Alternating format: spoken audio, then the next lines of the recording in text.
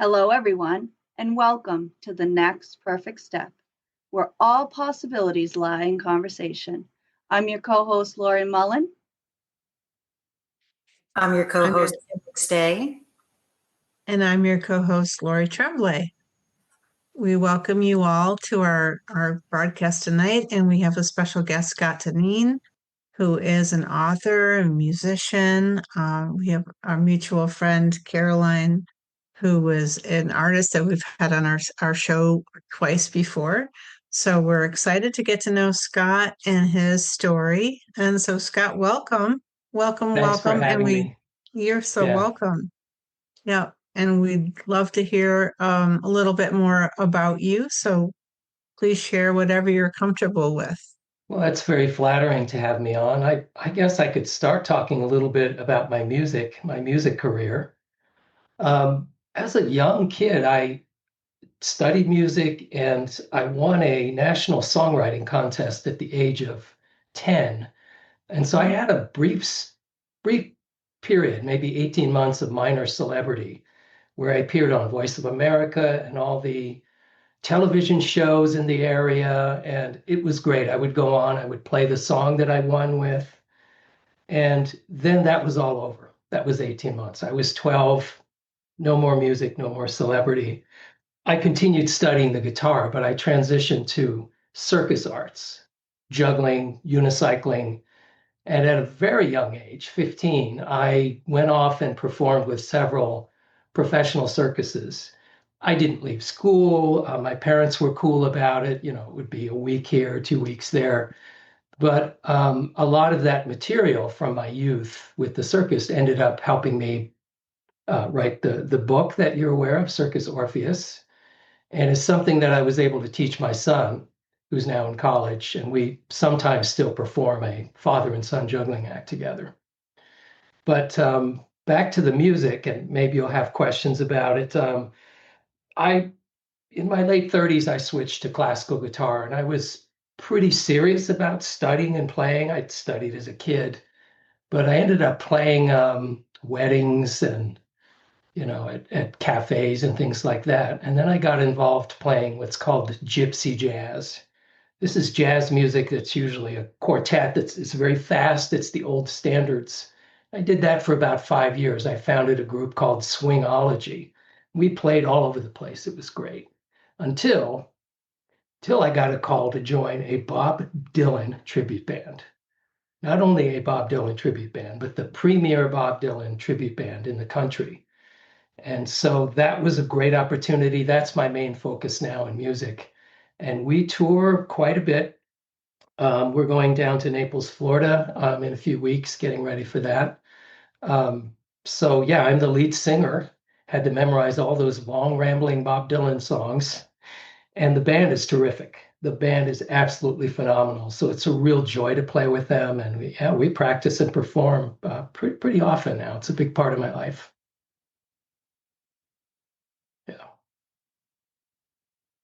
Yeah, so we saw a video that you sent us. It was a great. The band looks. You have a lot of musicians, right, in the band? Yeah, there are 5 of us most of the time. Yeah. Yeah, that's fantastic. So, do you have any? Is Bob Dylan is aware of your band, right? Do you have any chance to? Yeah, not only Bob Dylan is aware, but maybe you're aware there was a big Hollywood movie that came out this year. Yes. Complete Unknown, starring Timothy Chalamet. And I was actually did several interviews for my perspective on the movie. I did one for 2020 that never aired, but we did the interview. And then I did another one for GQ UK, which did air. You can find that online. And I was just giving my, my perceptions of how the young Timothy Chalamet portrayed Bob Dylan, how he held his guitar, how he sung. And I heard from a credible source that young Timothy had read the article, and so there's a chance I might get in touch with him. If I do, I'll say, why don't you make me part of the part 2 of the movie? I can play the older Bob Dylan, when they portray his later life. Yeah. Are you playing around here anytime? Caroline, my artist friend, our artist friend, she's keeps trying to get me to come up and perform there, and her fiance too, Joe, was trying to get me to come up in and around a family wedding and maybe their wedding that's coming up. But John Davidson, the famous John Davidson, I know lives in the area and has a club in Sandwich. Yes. He's aware of me, and I think I have an invitation to perform at John Davidson's club. So I'll certainly let you know that if the band or just me as a solo ends up. Do you remember John from your youth on That's Incredible and his other talk shows? Yeah. Yeah, the club. Yeah, Club Sandwich, right. Club Sandwich, yeah, in Sandwich. In Sandwich, New Hampshire. Yeah, that's cool. He looks great. He sounds great. I know he's like 83 or 84 now, but it's inspiring to see him, still kicking it. Yeah. Yeah, his club, he has big comfy chairs and like popcorn, and you can come in and just, it's a great venue that he has up there.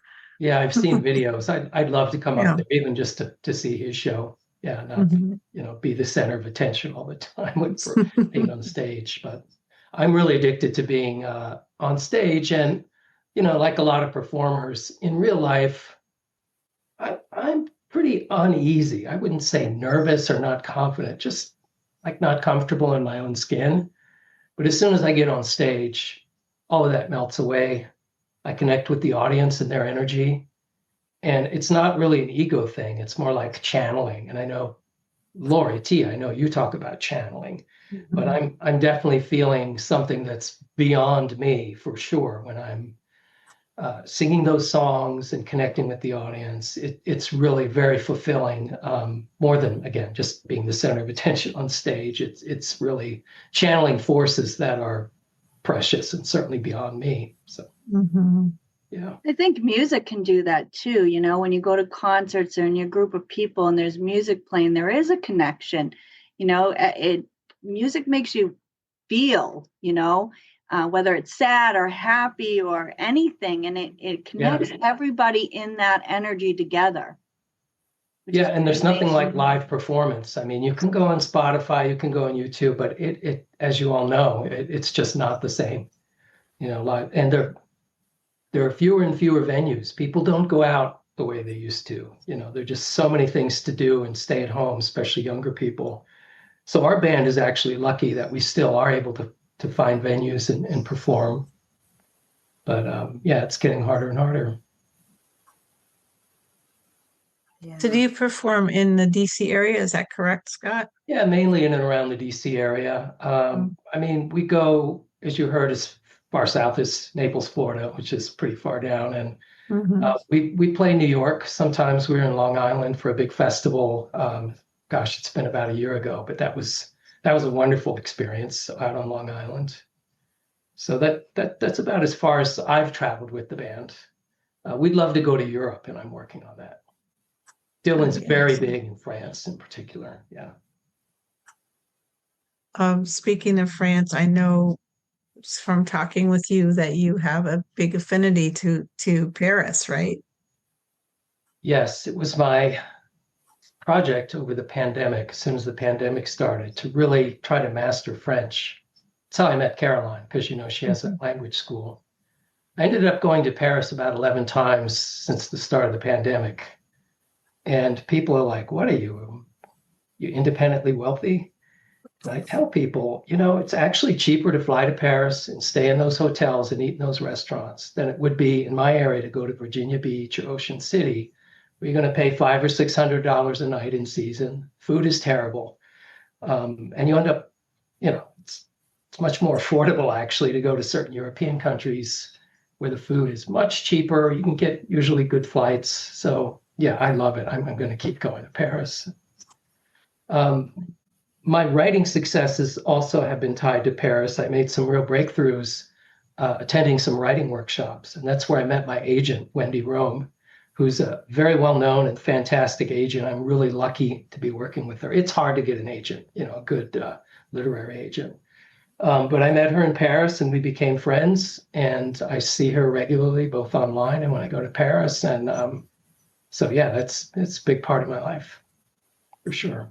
That's great. And so talking of your book, can you tell us what motivated you to go from music to writing a book, and tell us a little bit about your new book? Oh yeah. Well, I should first say that I know some of you have read it. It's finished, but I'm reworking a lot of it at the request of my editor. It needs a stronger through line for the circus portion. I'll talk a little bit about it, but I guess I'm getting to the point that my agent wanted it to be a clear Faustian story where the main character, Finn, who's a young musician who leaves his old life, with his abusive girlfriend and his overbearing band leader in the 1990s, and is lured away to the mysterious world of the circus by this mysterious man. And so I'm rewriting the book so the mysterious man is more of a middleman for Mephistopheles. And so that Finn, the young guitarist, is making a pretty clear bargain with a lot more at stake than in the draft you may have looked at. What led me to writing?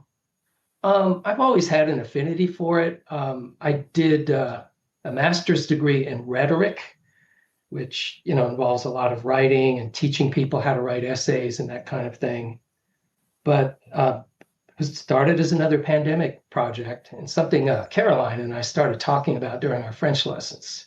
Like we were really egging each other on to do a lot of new things, and spending serious time writing a book came out of that. And I spent 5 years on it, serious time, and I'm still working on it. It takes 2 to 10 years to write a good literary novel. That's what Wendy tells me, maybe just to cheer me up, because this process never seems to end.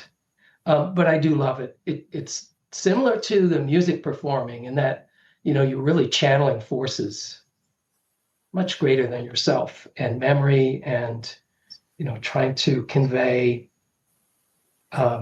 resolutions that happen in life.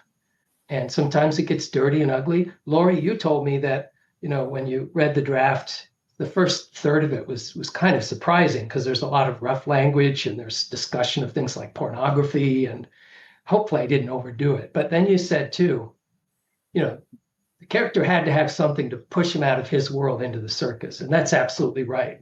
I depict him as miserable. And he's also lost his sister, and he's confessing the book to a dead friend named Brandon, the narrator. And throughout the whole book, what's driving him to tell the story is his confession to Brandon, who committed suicide. And Finn, the main character, throughout the whole book is trying to come to terms with that. He blames himself for his young friend committing suicide. And this haunts him throughout the whole novel, guides every choice, dictates what he's going to tell the reader, and there's a resolution at the end. I'm not sure it quite worked in the draft you may have looked at, so I'm still working on that. But that's a powerful part of the story, is that coming to terms with guilt, suppressing memories, and then trying to deal with them. So, yeah, there was a lot going on in the story, and also the allegory with the mythology, Orpheus, right? Yeah, it's called Circus Orpheus. Circus Orpheus, right? Yeah, he's not supposed to look back at his old life or his dead sister, his dead friend, or yeah, he can't move forward, right? So it's the right. Orpheus myth for sure. Yeah. And I don't know, I don't want to give anything away, but You can give it away, Lord. That's fine. with Anna, right? It was she was the aerialist, and she's literally coming down on the silks from the big top in the circus. And in the myth, is it Euryclea? Eurydice. Eurydice. Thank you. Eurydice. Yeah, she goes down to the underworld. So that to me was like a literal parallel of her coming down from the circus top and the silks and going down into the underworld. I just thought that was a beautiful parallel.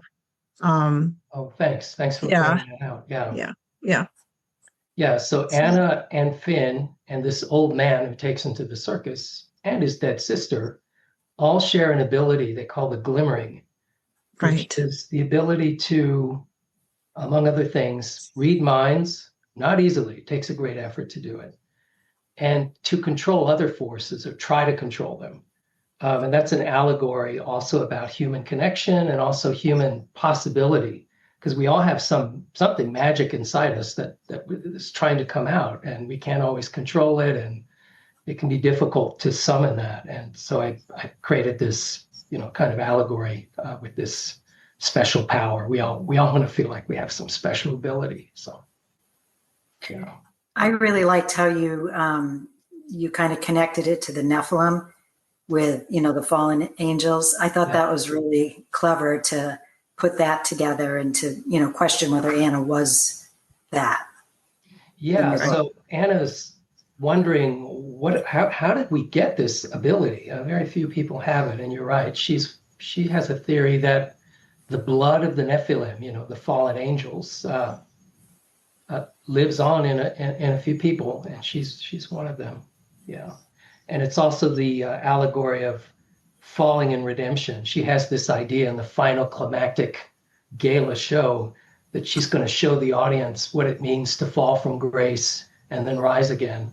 Of course, she doesn't rise again, and that's kind of the tragic end to the book. Not worrying about spoiling it yet because I'm still rewriting portions of it. But yeah. Yeah, I found that very fascinating, and a lot of the Greek mythology and philosophy. So were you interested in philosophy when you were younger, or did this just kind of... Yes, I studied classics in college, and before college would read myths and certainly the Bible. I was raised Catholic, so I was exposed to all the parables and stories from the Bible, especially that, the priest would trot out on Sunday morning. But especially Greek mythology. I think I took quite a few classes on that in college and graduate school. And I got really interested in that. Yeah. It's probably why you like Bob Dylan so much, because he's kind of a philosopher. So. Oh, yeah, that's definitely true. People even make fun of Bob Dylan these days because, he's been inconsistent over the years. But he did win the Nobel Prize. And his lyrics are they're magnificent. He's Shakespeare. He's the Shakespeare of our time. And I stand by that.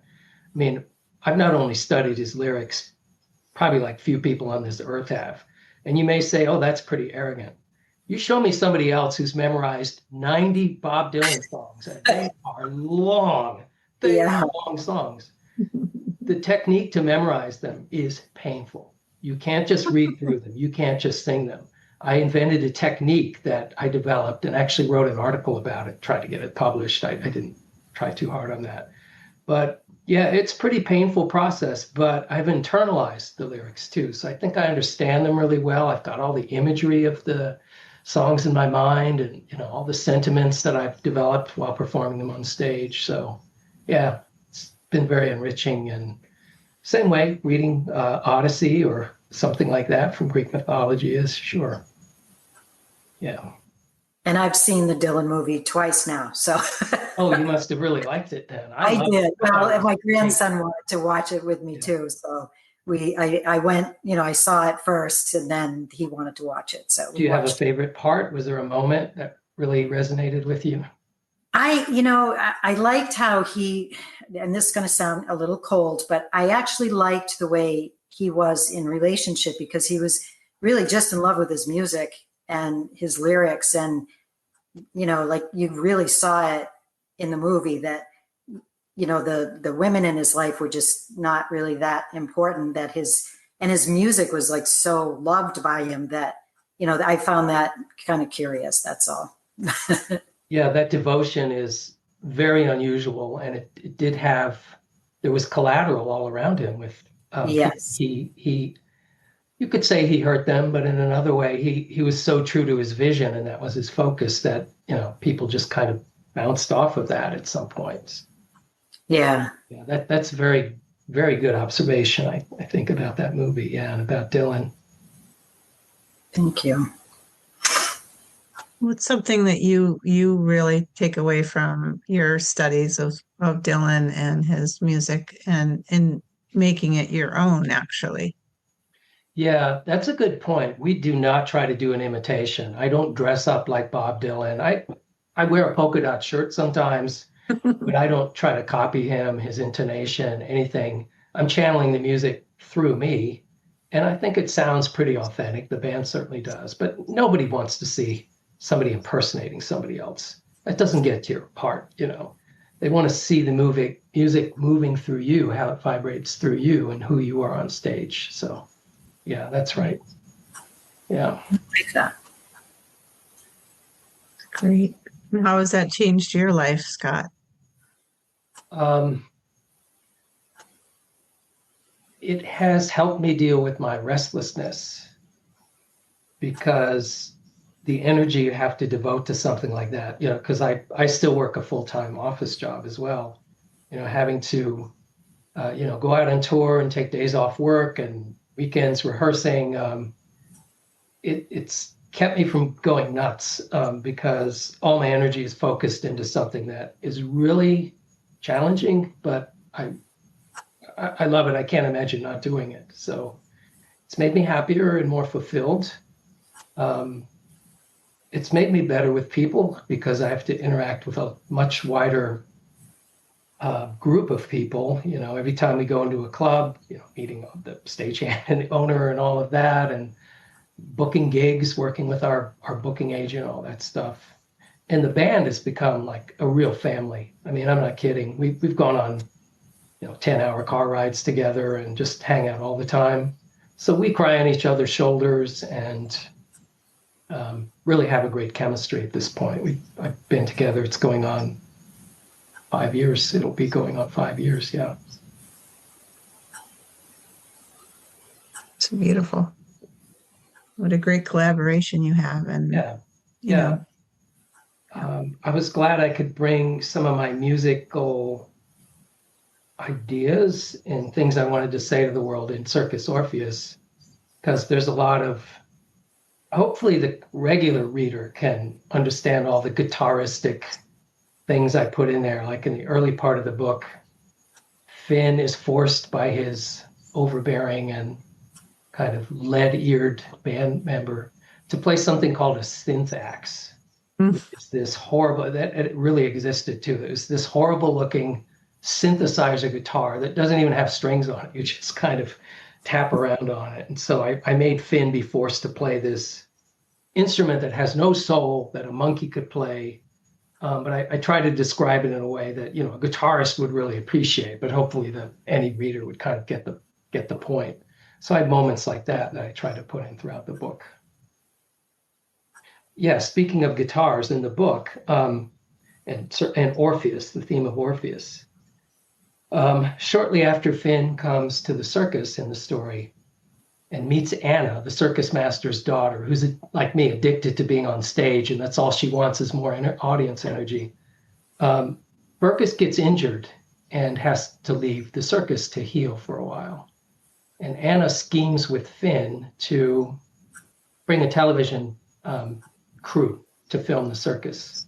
Fergus doesn't, he's trying to stay in the shadows for some mysterious reason. The day of the television broadcast, Finn goes downtown with a friend and finds an old classical guitar that they suspect is very rare and worth a lot of money. They swindle the pawn shop owner where they find it out of the guitar. And it turns out to be a 1961 Ignacio Fleta guitar, which is incredibly valuable. I mean, they almost don't exist in any playable condition. It turns out that this guitar, when Finn plays it, is able to amplify his glimmering ability and connect with the audience in a way he never could otherwise. So Anna is thrilled. It's like, this is what she wants, to connect with the audience with this magic.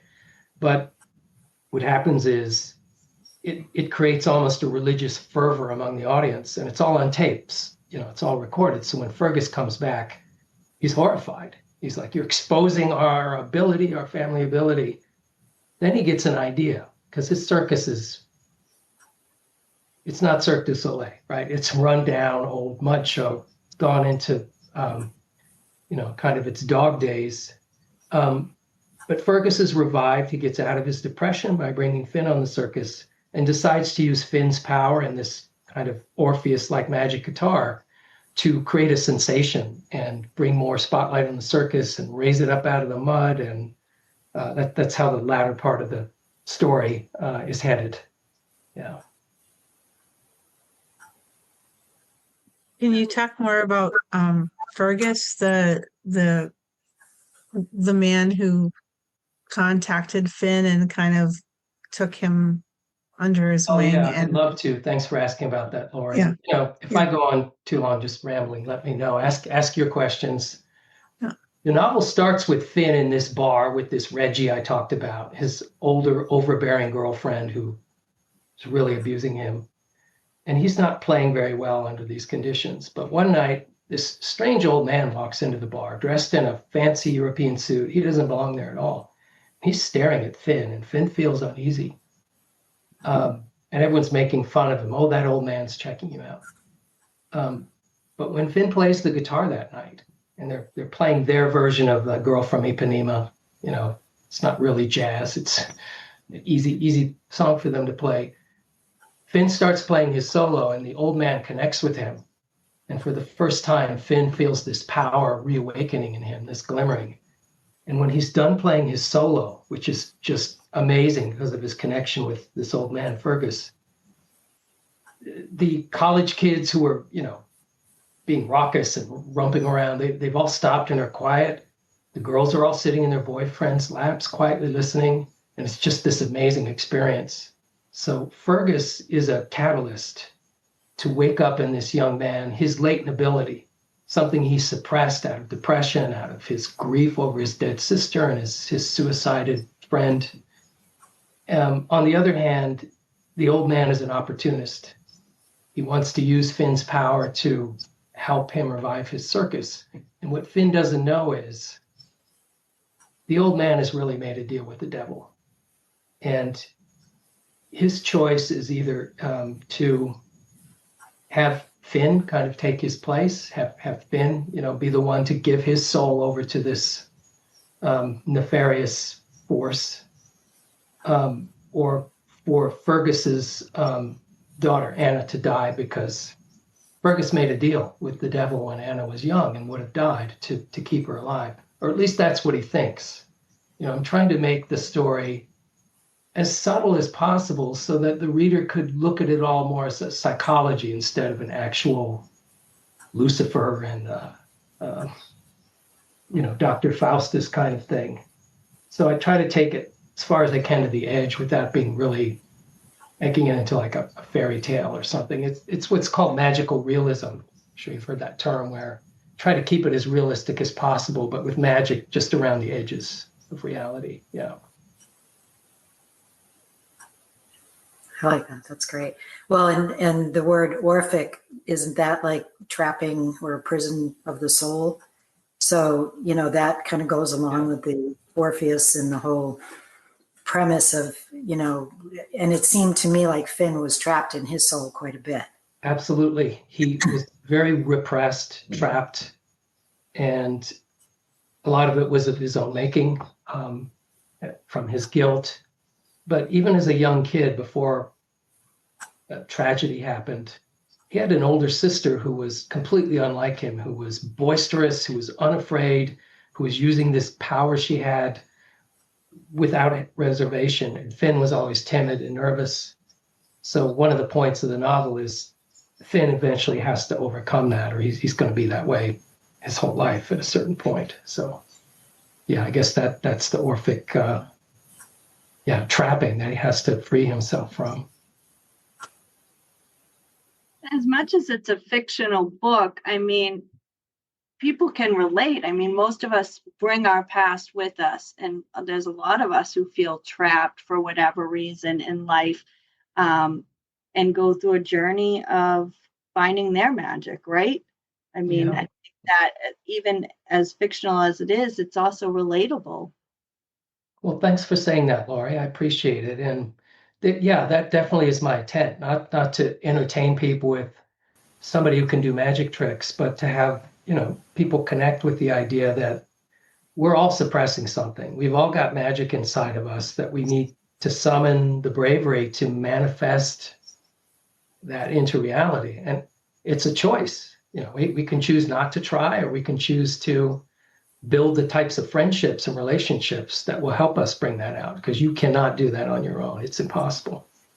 You need strong connections with other people, I think, to manifest the best of you. And you have to keep trying different things. You can never think you're on the right path. You've got to keep reevaluating your options at all times, or you'll be trapped. Yeah.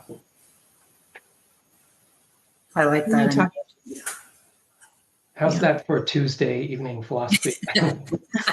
Fantastic. Right up our alley.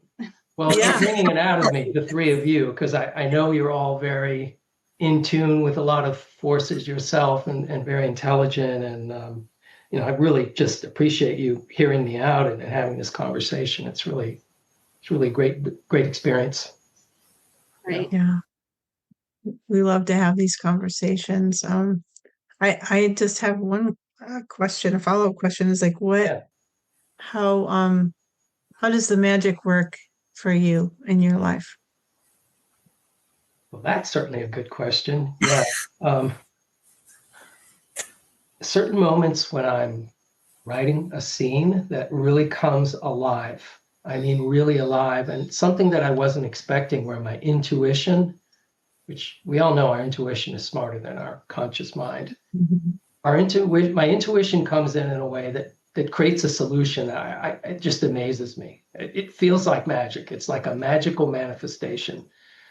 I'm sure you all know what I'm talking about. You have those, but that to me really feels like, wow, I want to keep writing like this, because it's rare. But when I have those kind of opportunities, it's magic. I mean, obviously with family, with my son, with my wife, with my friends, there are certainly magic moments that don't happen every time. They can't. They're too precious for that. Certainly that's a lot of magic in my life.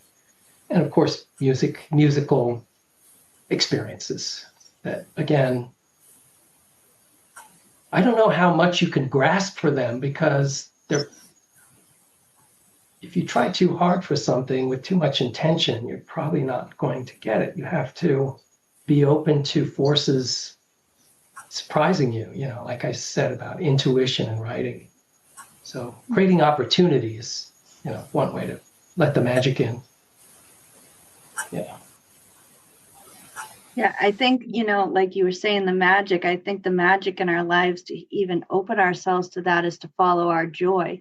Like you said, I mean, it's been 5 years, and learning all the Dylan songs were really tough, but you love it so much that it's following that joy and that passion that creates the magic in our lives. I think it's really important. I think also, like you got your hands in so many things, I think it's important for people to realize that you don't have to stay in one thing forever. Like your joy, keep following it, keep changing it, keep expanding and doing the things that bring you joy, which brings more magic into your life. That's so well said, Lori. And it's never too late. You've never missed your opportunity. I mean, there are physical limitations. Come on, none of us are going to be Olympic gymnasts this stage in our lives. But, within the realistic parameters, the limits are the ones that we put on ourselves and the choices we don't make. Easier to say than to do, right? It's easy to sit here on the camera and say that, because it's really challenging to be brave and, make the choices that we think are going to make a difference in our life. They often are going to disappoint other people too. Kim, like you said about Bob Dylan following his true dream, if he had tried to satisfy too many people, even in his close relationships, his art, sounds terrible, but his art probably would have suffered for that. So, yeah.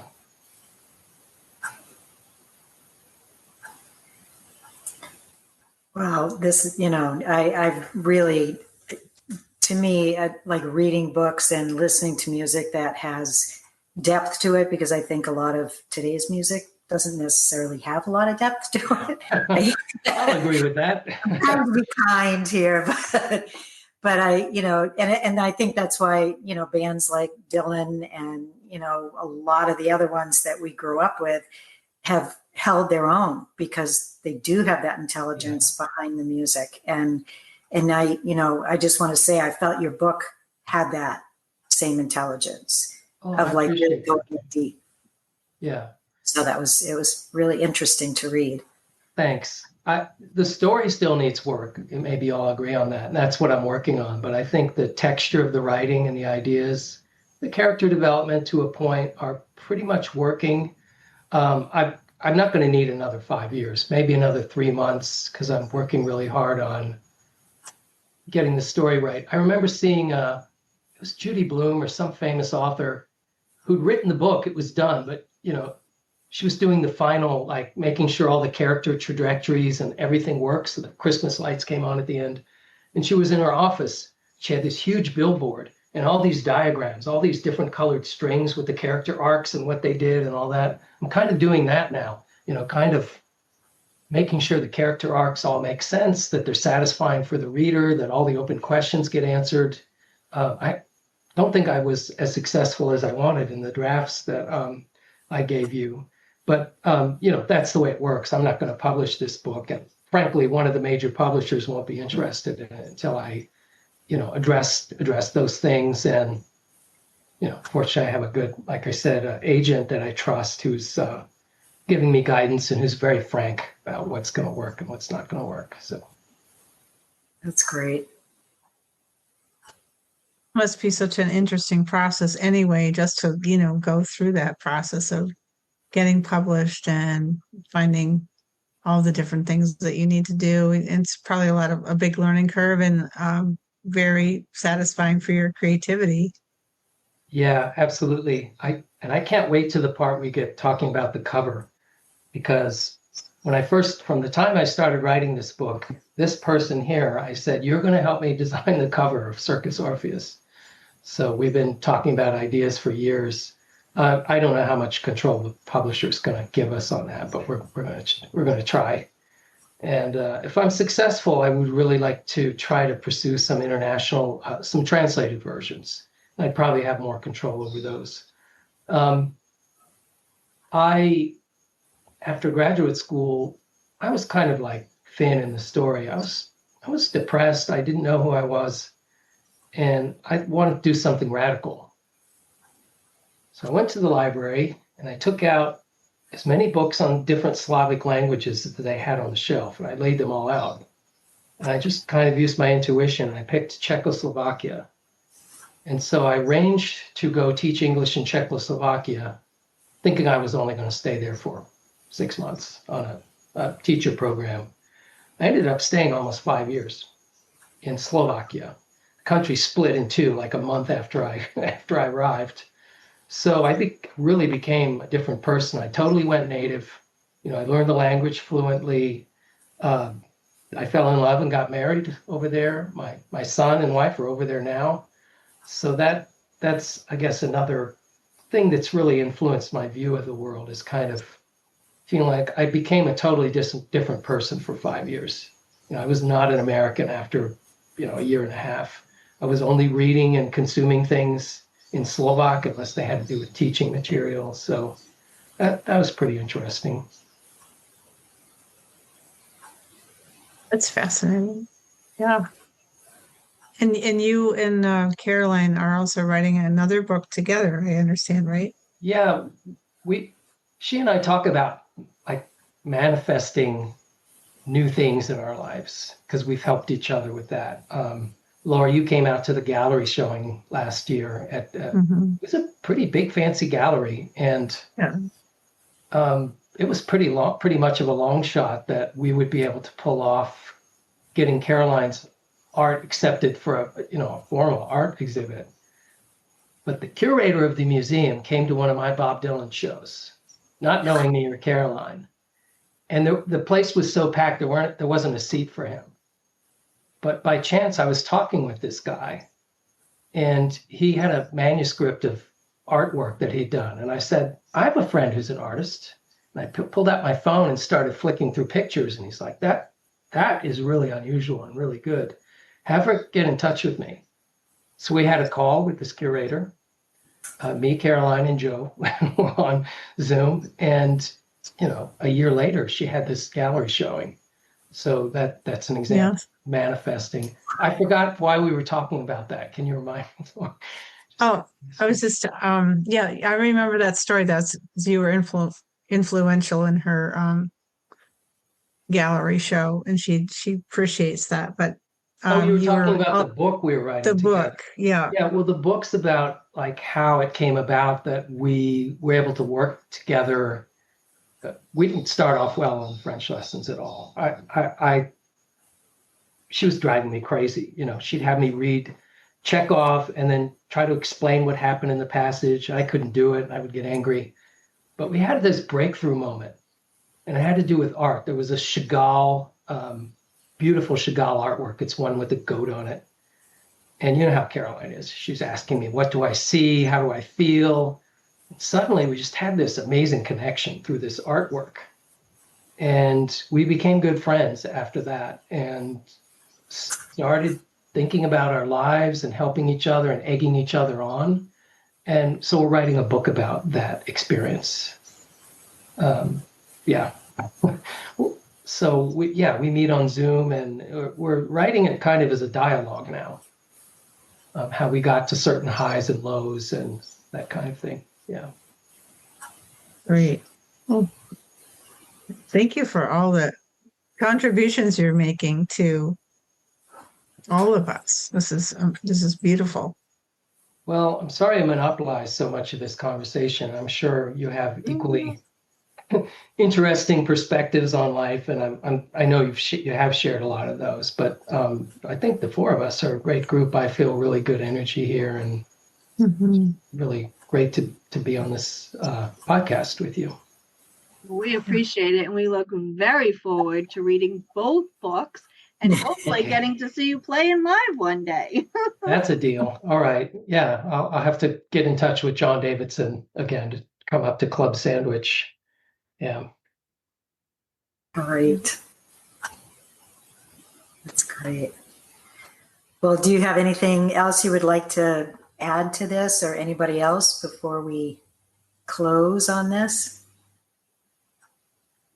The only website or promotion I have to give out is thebobband.com. Yeah, I don't have any other like closing promotions or anything to give out. How about advice? Do you have any advice to give to people who want to pursue several different things at once? And yeah, because I love that you do that. I think that maybe is the main point of this conversation, is that the four of us are kind of encouraging ourselves and all the listeners to be open, be proactive, know that you have a choice, and do some soul searching, do some meditating, find out what's going to make you happier. Not only happier, but Laura, you said it, bring joy, right? That's going to be the guide star, not pleasure, not even happiness, but joy, which is rare and the most precious commodity. So use that as the guide star. Know that it's going to take you being brave, maybe even uncomfortable, maybe even suffering a little bit and letting yourself do that. But anything is worth it for real, true joy on this earth. There's no better aspiration, I think. And that will keep you honest, the pursuit of joy. That will keep you respectful of other people. And so maybe that's advice we can share with people watching this. Very well said. Very well said. That. And when you do publish those books, we are happy to promote them, and we'll put the links out for you so that people can easily find your books. Well, that's good motivation. Yeah, we'll be hard on finishing them up. Absolutely. Well, we just want to thank you again for sharing your story and being on our podcast. Great honor. Had a wonderful time with you. And yeah, wish you all the best with this podcast. I think it's great format. Well, thank you. And if you've enjoyed this episode as much as we have, please like, share, and subscribe. And until next time, how is your intuition leading you to the next perfect step?